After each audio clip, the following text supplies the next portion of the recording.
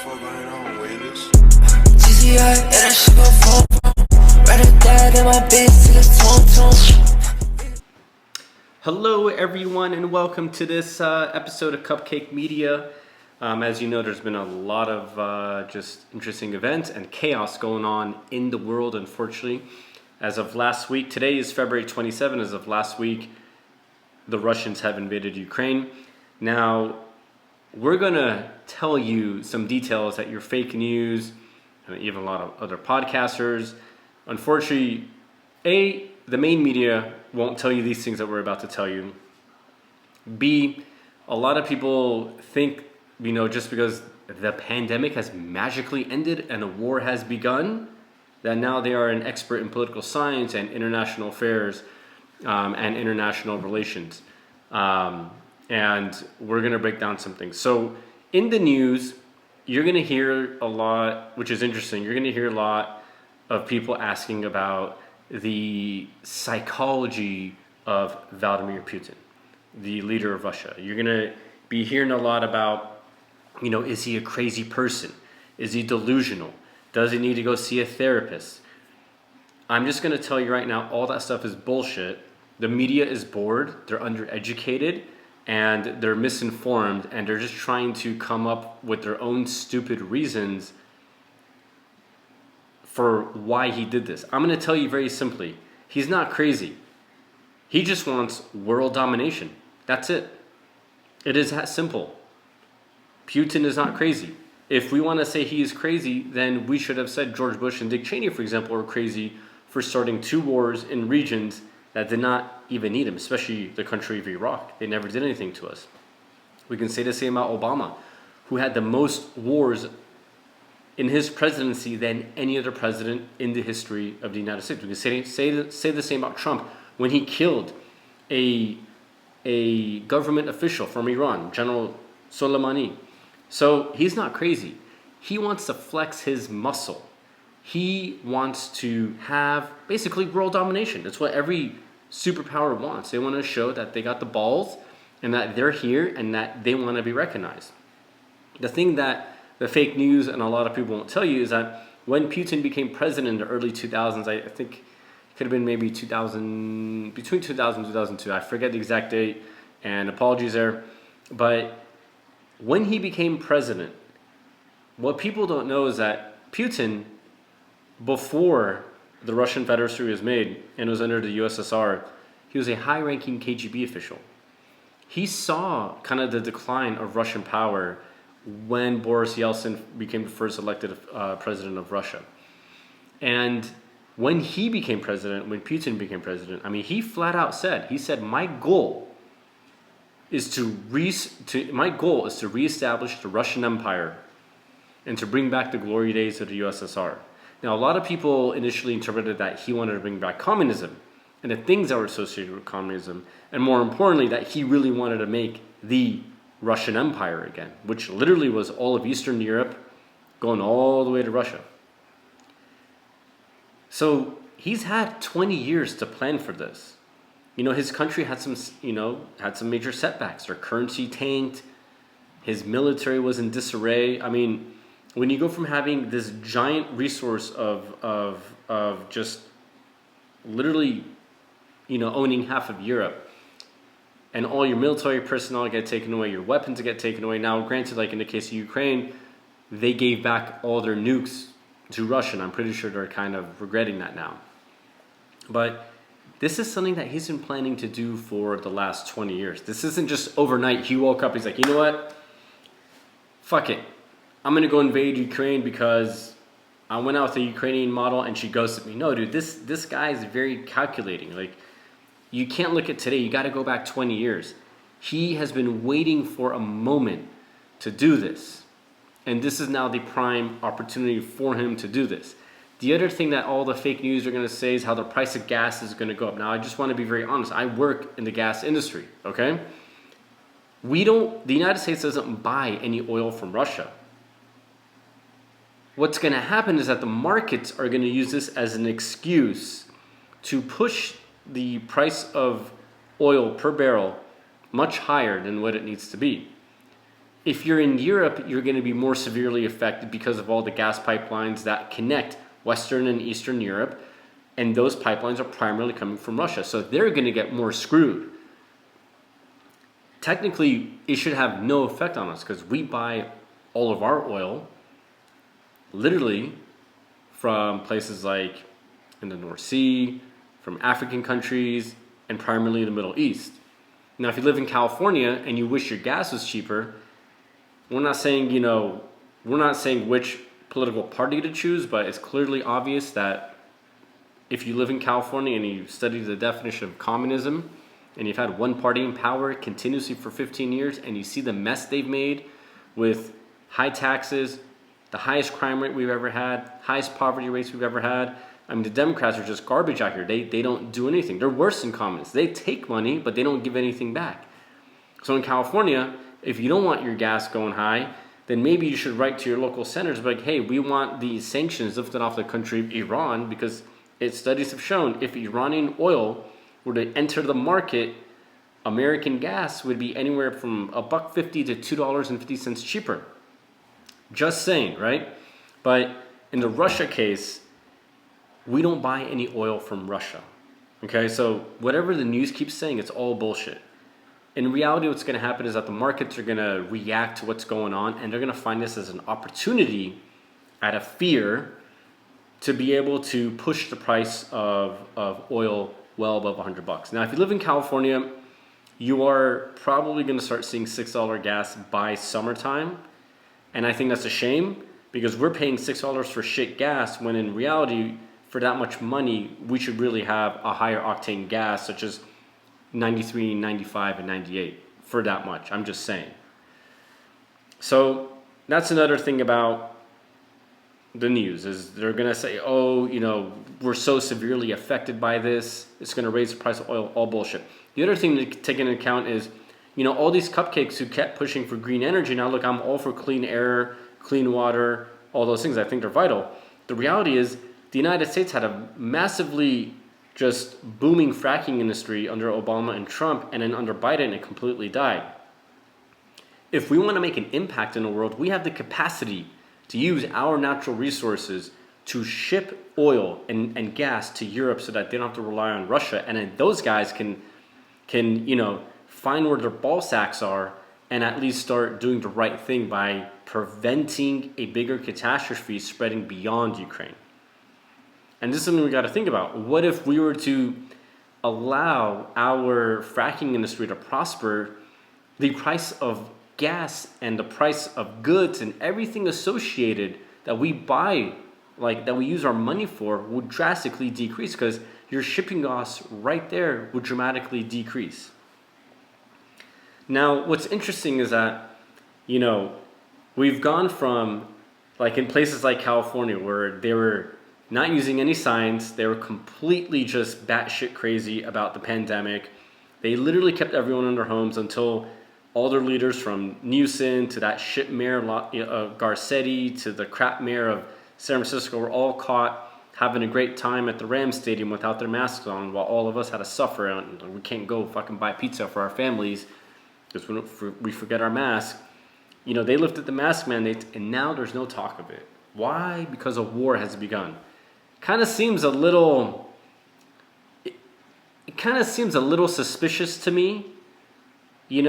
That the moment the mask mandates end, we all of a sudden are worried about a war.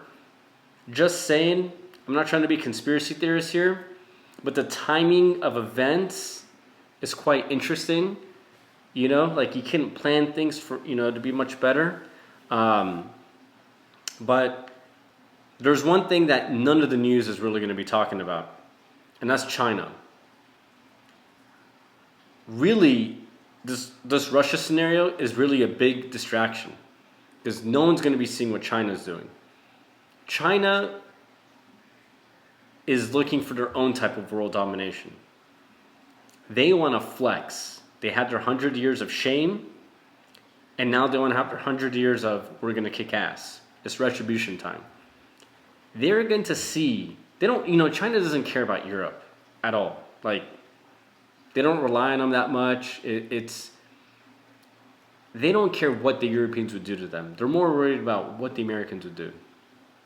China is going to watch closely to what the United States does to Russia. Because after the fall of Afghanistan, the Chinese literally saw that the United States cannot keep promises to their allies or areas that they're trying to develop.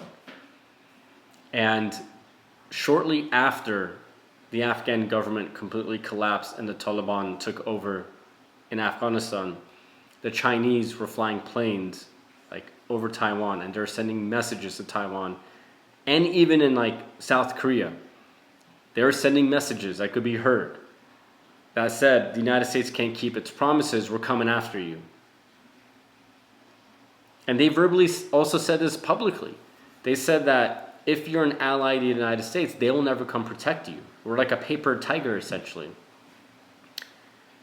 So China's going to watch to see what the U.S. does. If the United States doesn't do anything, and already it's been 1 week, it's a little too late, they're probably going to go and invade Taiwan. Because this is the thing, if you're Russia and you're China, this is the best opportunity to flex your muscle.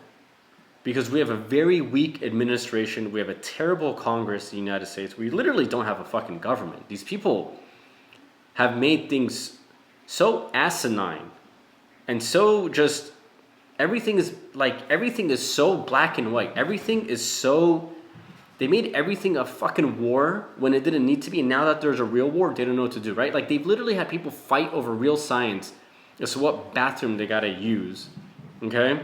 And that shit is so, it's so minuscule. It's so, it's such a ludicrous ideology, right? That people don't know what's really important anymore. Well, this is important. The situation in Ukraine is very important. So if you're China, if you're Russia, you know that right now is the only time you can go and flex your muscle and expand your empire. You want to let the world know, oh, guess what? There is no one superpower. There's going to be fucking three of us. It's going to be America, and they don't even view us as a threat, per se, because they're like, dude, their people are crazy. They're not aligned. They have a government that doesn't do anything for them. They've got them so confused they don't know what bathroom to pee in. We don't have these problems. It's time for us to show our global dominance and make other countries realize who we are, and maybe they'll come to us because they can show examples of our failures and broken promises, such as in Afghanistan and Iraq, for example. And they know that this is the best time because they know that the current administration and our current Congress are very weak. And I hate to say it, but they're probably bought out by some of these government officials from these competing superpowers. I just want to give you an example. This war started last week. How convenient for Russia to do it when the Congress of the United States is on vacation. Okay? Now what pissed me off more is that you had Nancy Pelosi, Speaker of the House, say they're going to convene next week, right? This upcoming week of February 28th. Now, I hate to tell you this, but like, if someone called me and said, hey, like, your office building is on fire, dude, I would be there in a heartbeat. Doesn't matter where I am in the world. I would be there in a heartbeat. Okay? This country is supposed to be the protectors of free and democratic nations around the world. We are the franchise model of democracy. We have always said we'll always support real democracies. Well, guess what? We're not. So the Chinese and Russians know this. And Russia and China know that right now is the best opportunity to go and get what they want, because when the next administration comes in and when a new Congress comes in, they know they won't have the opportunity. But from their perspective, China and Russia know if they want to go and flex right now and show the world dominance and get what they want, they know that, for example, when the next administration comes in, it's going to be really fucking hard for those guys to go and save Taiwan and to go save Eastern Europe. And the annoyance with our government right now is, as I said, like, you know, Congress is on vacation. So how did Putin know this, right? I mean, of course he probably knows. He's got great intelligence. He went and attacked Ukraine at a moment when he knew that our government is on break. What I don't understand is why they're not having an emergency session to figure out what they want to do. Why they want to wait a week. I'm being honest with you. In a week, like probably half of Eastern Europe is going to fall to the Russian Empire. It probably will. You have Russians, launching their invasions, launching their attacks and invasion into Ukraine from Belarus. Belarus is not a NATO member, for example, right? So the whole point is, if they want to wait this long, I mean, there's a great chance that Ukraine will fall, and most of Eastern Europe will then start succumbing to Russian pressure and Russian dominance. It just doesn't make sense to me that they want to wait this long. If anything, it shows that they have, if anything, it shows that maybe they have certain interests with someone like Putin and in Russia that are more important to them than the ideals of democracy. It's just a shame that the United States is failing so bad in keeping their promises. No one's going to look up to us for protection and to be a model country to emulate when we can't protect the very foundation of democracy. The United States, in the last 80 years, its whole mission was to prevent, for example, initially, was to prevent the spread of communism and to support free and democratically elected countries. But they have failed so many times. In 1950, Iran had a revolution. They had their first elected president of Iran, known as Mossadegh. And then they did a coup d'etat and threw Mossadegh out, right? Well, here the people voted for somebody, we threw him out. We had the war on terror for God knows how long, for a very long time. And the people of Afghanistan were left abandoned to die and wither away to the same shit they experienced before September 11, 2001. And when people see these things, especially competing superpowers, that's where they smell the weakness. That's why they can tell the people of Taiwan, for example, China can, and tell them, guess what? You are not protected.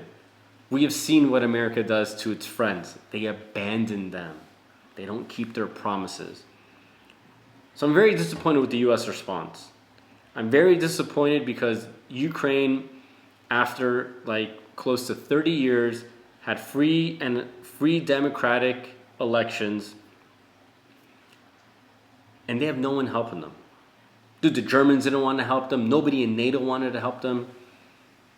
And I get it. You don't want to start World War III, but dude, we also got to send a message. You just can't sit there with your balls tucked up your uterus. I mean, shit, you shouldn't have a uterus, okay? If you're a man and you got balls, but I'm saying your balls are tucked up in your uterus going, oh, what do we do? It's very embarrassing. It means that other countries around the world where people are trying to push for better government and more democracy are kind of going, whoa. These guys aren't doing anything. I don't want to risk getting killed if we're not going to have the support of the franchise role model of what it means to have a free and democratic, government. So it's a little embarrassing. And I think the United States has to really take this situation very seriously because their reputation is at stake. It will be very damaging for them if Russia captures Ukraine and the elected president is killed, his family is killed, or they're removed from power. And they also have to start really considering what they're going to do with Taiwan. They have to, first of all, right now, if I was part of the Joint Chiefs of Staff and working in the Pentagon and the DIA and all these other wonderful agencies, I would literally try to do a mock invasion of Taiwan and see how well their forces are. Because if Afghanistan taught us anything, was that the army literally was not present and they all sided with, quote unquote, the enemy. They all sided with the Taliban. How do we not know that the same effect is going to happen in Taiwan?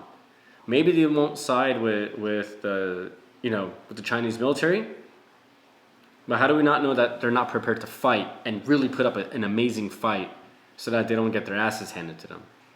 I mean, that's what I'd be focusing on right now.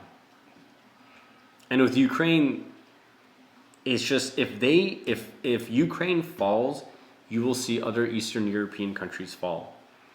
And the problem that Western Europe is not understanding here is that this is more than just about Ukraine. Ukraine, first of all, people go, oh, why Ukraine, right? Why not Belarus? Well, Ukraine has access to water, okay? Has access to the Black Sea, which then, takes you out into the Mediterranean. This is a vital country. It's big, has a lot of resources. Strategically, dude, if you capture it, now you are basically, this is where you are. You're basically in the Black Sea. You can go into the Mediterranean, which allows you to go through the Suez Canal and go into the Red Sea. You basically are now, in terms of a military control, you have the ability to dominate two vast sectors, actually three vast sectors of the world, and you are exerting your global dominance, right? If you get Ukraine, you get the Black Sea and the Mediterranean. That allows you to fucking control any type of information, goods, resources, and power all through Western Europe. Okay? Let's say you want to all of a sudden go and capture Greece, you can do it because you already establish a foothold in the water, land, and air. Okay? It allows you to dominate North Africa. When you go through the Suez Canal, okay? This allows you to navigate the waters of the Persian Gulf, which is one of the busiest corridors of shipping trade in the world and also of gas and oil in the world. It allows you to also navigate around Africa. So it's huge. Not only that, it gives you quicker access to Asia.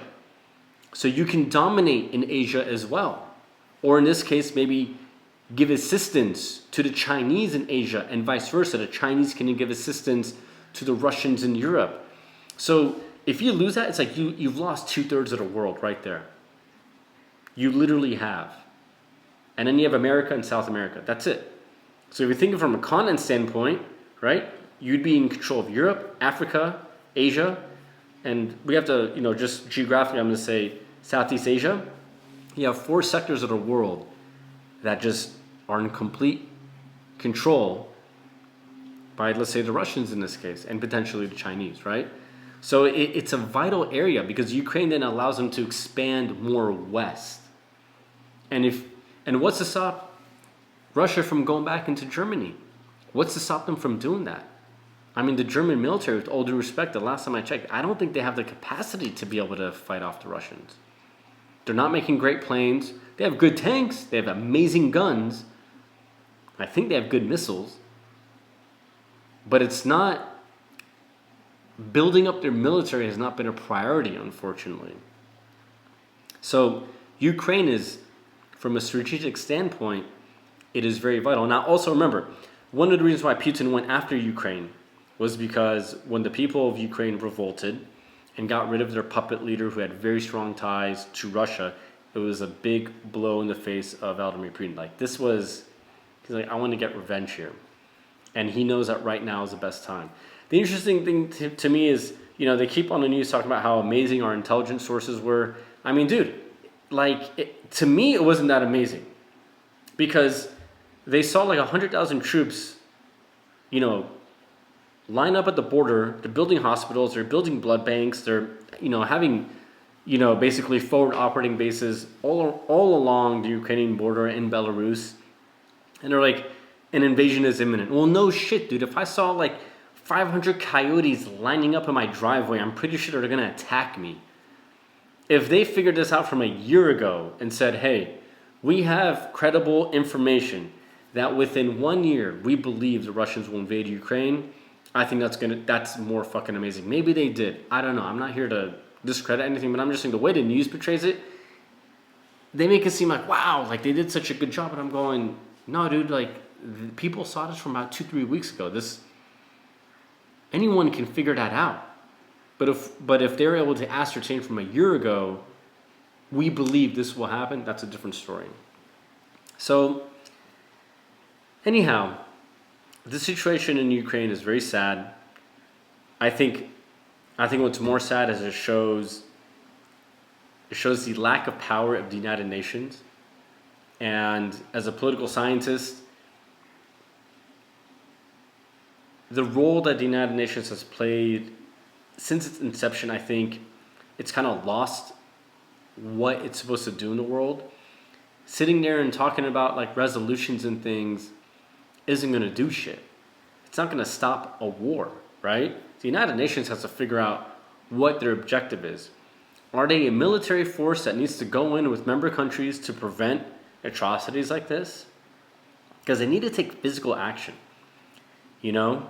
Very similar also to like when I see these cupcakes. I mean, yeah, it's beautiful. People are protesting around the world going like, you know, we stand with Ukraine. But dude, Ukrainians don't need that. What they need are people and weapons. If you really give a shit about the Ukraine, instead of holding a dumb sign and putting a meme like on your Instagram or like a little GIF, like, dude, you want to make a difference? Fucking go out there, right? Cook for them, bring them food, bring them weapons, right? Bring them people like who want to fight. If all those people holding signs, if each one of them had a gun and went to the Ukraine, trust me, the odds of this war would be very, very, very different. So that also for me is a little annoying because what people don't realize is like having these peaceful protests is not going to stop the Russian army from doing their shit. It's very analogous to like being bullied in school and not fighting back. And instead of going like, you know, like I stand with all the kids who get bullied. No, dude, you go punch your bully in the fucking face, I guarantee you he's going to stop messing around with you because you're not going to be an easy target.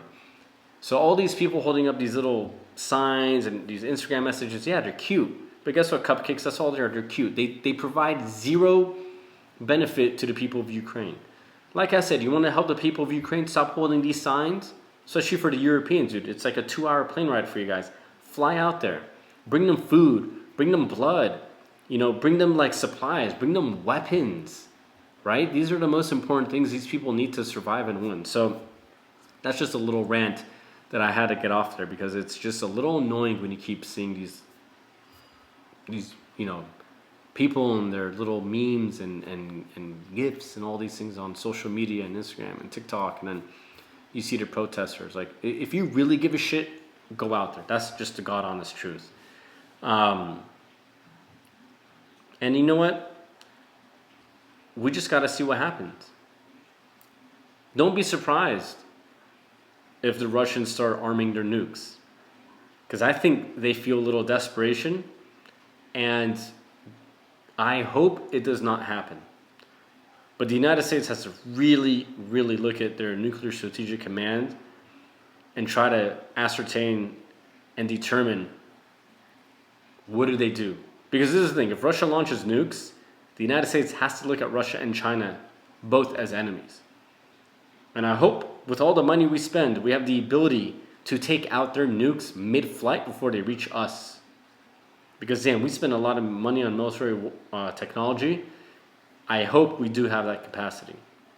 One interesting thing about the Russians and why this invasion was so good for them, like why it's gone so well, apologies, I'm not saying it's so good, why the invasion has been such a success for them is, you know, they basically have used a World War II tactic from the Germans, and it's literally called Blitzkrieg, where you attack from multiple fronts and you dominate land, air, and sea. This is a textbook maneuver. Like every country tries to do this when they go and start a war, and it's very, very effective. It's just unfortunate to see that the Ukrainians, I don't think we're fully prepared for this, and I was surprised that they're not, because they're very smart people scientifically. Like they're very, very smart. I'm just surprised they don't have more missiles and more like anti-tank weapons and just things like that technologically would have given them more help.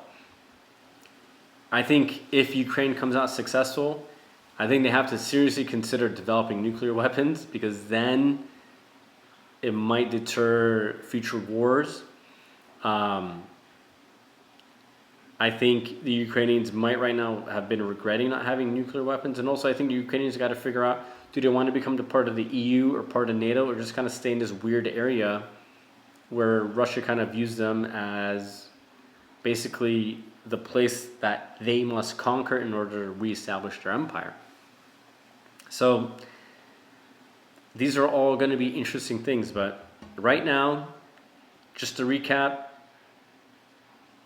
Vladimir Putin is not crazy. He wants world domination. He said it 20 years ago. His goal is to recreate the Russian Empire to bring back the glory days of what the USSR was, whether that's communism with an empire, but we do know he wants to expand the Russian Empire and show that they are a superpower to be reckoned with.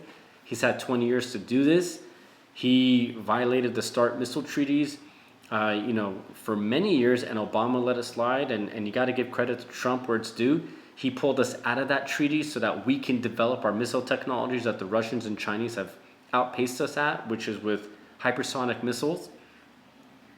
You're going to hear a lot of things on the fake news that our oil is directly affected by what the Russians are doing. And once again, we don't buy any oil from the Russians, but the markets are going to use this as an advantage because of fear. They're going to raise the price of oil.